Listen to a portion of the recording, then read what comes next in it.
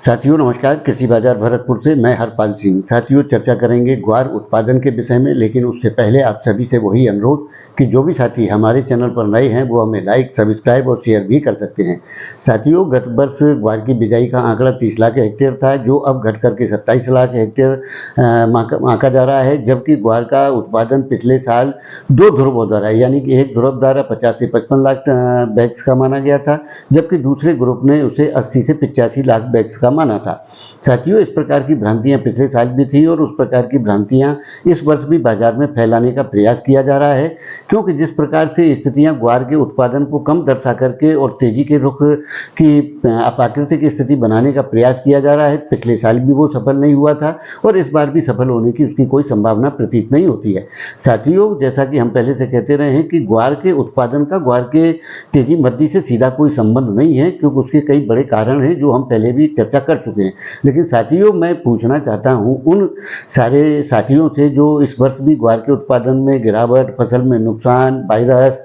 पीली पड़ गई फसल, दुनिया भर की चीज़ें कह करके उत्पादन को न्यूनतम दर्शाने का प्रयास किया जा रहा है। निश्चित तौर से वो घातक है और उसके नुकसान किसान और छोटे व्यापारियों को निश्चित तौर पे भोगने पड़ते हैं, जैसा कि हमने पिछले साल भी देखा था। साथियों निश्चित तौर से ग्वार के जब जब रिकॉर्ड तेजी के बने हैं, उस दौरान ग्वार का उत्पादन और ग्वार की उपलब्धता कितनी रही है ये सर्वविदित है। आप जाकर के आंकड़ों के हिसाब से देख सकते हैं कि ग्वार उस सीजन या उस साल में कितनी अवेलेबिलिटी में थी, उसके बावजूद भी ग्वार के अंदर रिकॉर्ड तेजियों के दौर देखने को मिले थे। साथियों ग्वार का जिस प्रकार से उत्पादन हो रहा है, यानी कि ग्वार की बिजाई में जो गिरावट आई है, उसकी भरापाई ग्वार के उत्पादन से निश्चित तौर पर की जा सकती है, क्योंकि फसलों के अनुरूप ग्वार के हिसाब से भी या खरीफ फसलों के हिसाब से भी मानसून की सक्रियता बिल्कुल अनुकूल रही है और आने वाले दौर के अंदर भी अनुकूल होती हुई प्रतीत होती है, जिसके चलते ग्वार का उत्पादन निश्चित तौर से 80-90 लाख बैग्स के आसपास होने का पूरा अनुमान है। लेकिन साथियों इससे कोई मद्दी या तेजी के समीकरण तय नहीं होते, क्योंकि जिस प्रकार की खपत हमारे यहाँ सामान्य तौर पर होती है वो 90 से 1 करोड़ बैग्स के आसपास की खपत हमारी जो है सामान्य स्तर पर होती है, जबकि उस मांग खपत जो है विदेशी आने पर ग्वार की खपत में इजाफा देखने को मिलता है, जो कि 1.25 से 1.5 करोड़ बोरी तक की कंजप्शन की स्थितियां भी ग्वार के अंदर देखने को मिलती रही है। साथियों निश्चित तौर से जिस प्रकार की भ्रामक स्थितियों को फैला करके ग्वार में गिरावट की स्थितियां पैदा करने के जो प्रयास किए जा रहे हैं वो सफल नहीं होंगे, क्योंकि साथी लोग कुछ इस प्रकार के अंदेशे और वाइट भी दे रहे हैं कि 5,000 से नीचे ग्वार किसी स्तर तक जा सकती है। ऐसा पहले भी देखा गया है, लेकिन साथियों ग्वार का ये न्यूनतम स्तर है, इससे नीचे ग्वार जाने की संभावनाएं फसल पर भी कहीं से कहीं तक प्रतीत नहीं होती हैं और आने वाले दौरों के अंदर जो तेजियां हैं,